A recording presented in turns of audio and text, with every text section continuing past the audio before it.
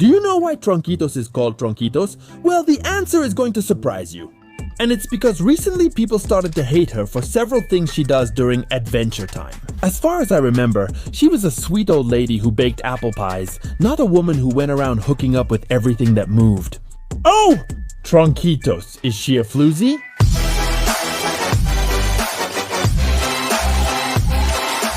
That's right, guys. No matter how sweet and helpless she looks, this elephant is sneakier than a husband stealer. And that's why I took it upon myself to remind you that we had a whole Bonnie Blue in Adventure Time and we never noticed. I think that's where Bonnie got her inspiration from. And it all starts in episode 4 of season 1. Ah, such good memories. They made sure to introduce us to Tronquitos, the closest thing to our sweet grandma. An old lady who bakes pies, lives in a very nice house, even with an apple orchard, although this was just a facade. We saw her all innocent, baking pies, interacting with Finn and Jake as if they were her grandchildren. But what we didn't know is that she was thinking about hitting on Finn. Whoa. Before you cancel me, let me finish telling you the story. The main thing here is that at this point in the series, Finn was only about 12 years old. And Tree Trunks was already classified as an old lady. I would say she's about 60 or 70 human years old. I don't know what age that would be for a mutated elephant, but I give her that age because of how worn out she looks. Well, from the beginning, they gave us several hints that she already had a few screws loose in her head. Sometimes she seems like a normal lady, but other times she's really insane. And here's the first clue as to why she became quite the woman for many men. A fly lands on her pie and she immediately throws it straight into the trash. That's exaggerated, man. Exaggerated. But it doesn't end there. No. It gets worse later on. And Tronquitos isn't exaggerating because yes, Tronquitos exaggerates to take advantage of the more innocent ones. This lady definitely went for it. All the soap operas from Channel 2, real life cases, and the Rose of Guadalupe like a marathon. To reach this level of drama she has. And what else is this drama good for her? Phew, son, phew. Do you remember what I told you about Finn?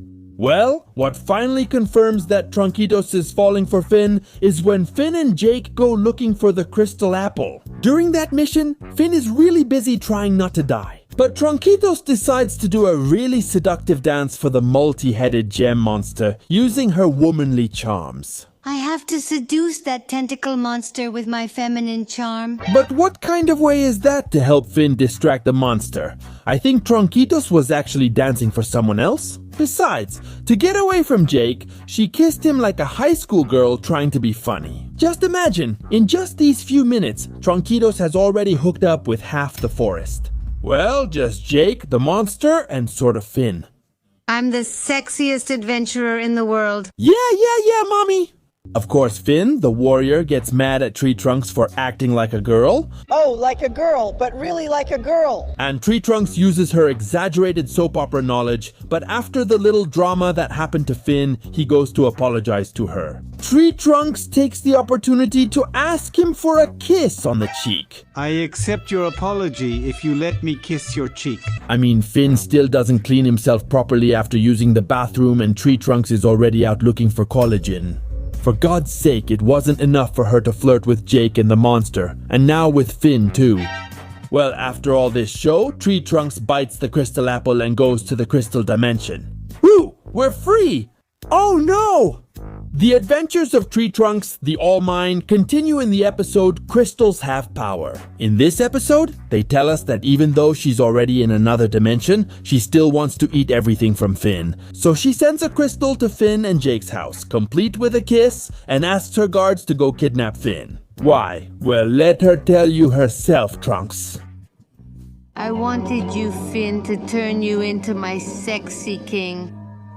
Ah, dang! This is on another level. Even Finn himself doesn't know how to respond. And after Jake gives Tree Trunks a big kick in the stomach to make her spit out the piece of apple, Tree Trunks just keeps acting like she's at a barbecue. She kept getting close to Finn, telling him that during all that time she was in that crystal dimension, she missed him a lot. And she spent all her time thinking about him. And for so long, she could only think about you. And that she just wanted to tell you you're cute and that she loves you. What? Friends, in that dimension, Little Trunks had all her guards who were in love with her, and even so, she chose to destroy them just to be with Finn. Holy Father, what must she have been thinking about Finn? And I don't even want to know, seeing how slippery she gets at the end of the episode. Well, luckily for the 12-year-old boy, this was the last episode where she gets overly friendly with Finn. Well, since nobody loosened up the collagen for her, she went looking for someone who would loosen something else for her. Her next victim was Mr. Pig.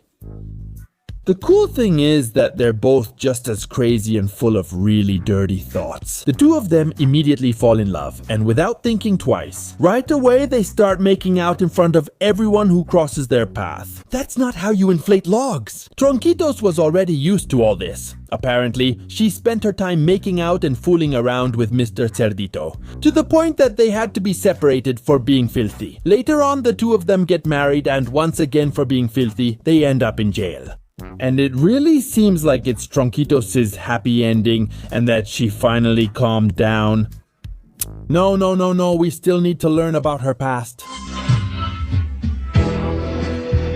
And the thing is, we can't just leave this past in the past. Well, apparently, ever since Tronquitos was a baby, she was already flirting with the doctor who delivered her into the world. Well, in the episode Ring of Fire, all the naughty things Tronquitos was doing before she became an old lady are revealed to us. But for us to find this out, she first has to lie to Mr. Porquito, because one of her hundreds of ex-husbands called her on the phone to meet him in secret.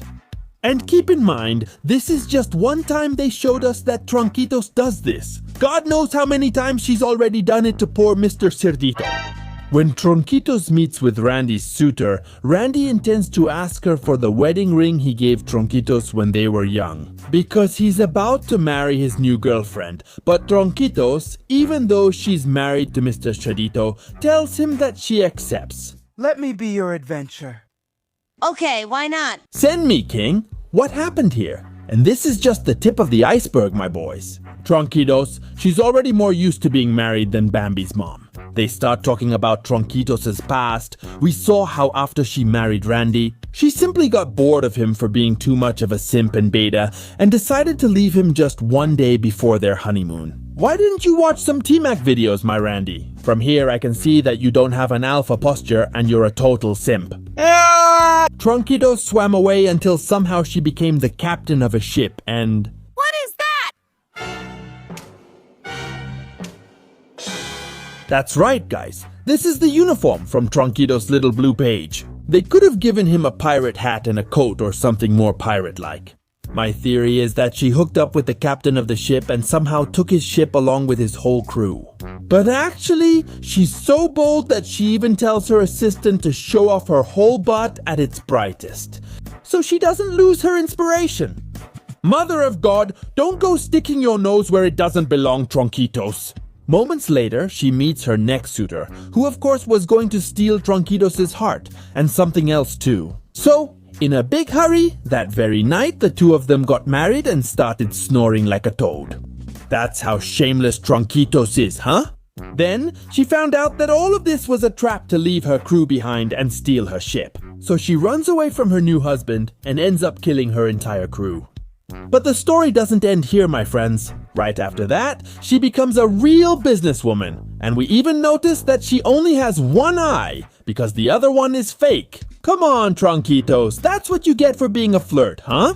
She also has a really cute and chubby secretary who soaks Tronquitos all over and ends up marrying him too. Tronquitos doesn't forgive, guys. It doesn't matter if you wear diapers, were born in prehistoric times, or if you're a seal. She gives everyone a chance. And well, in the end, she just got bored too. So she goes off to do more of her own thing, for who knows how many years and with how many more people. But of course, before leaving him, Tronquitos tells him that she's never going to wear clothes again ever in her life. I'll never wear clothes again. Are you telling me that all this time we were looking at an old lady naked? She even climbed onto Finn's leg to tell him she missed him, even in his deepest dreams. Friends. But the straw that broke the camel's back with Tronquitos happened once again during her old lady days.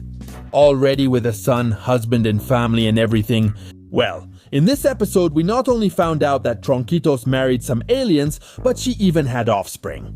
But also, look at what's above her bed.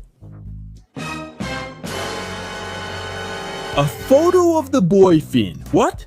So, all this time, did she keep having a twisted fantasy about sleeping with Finn?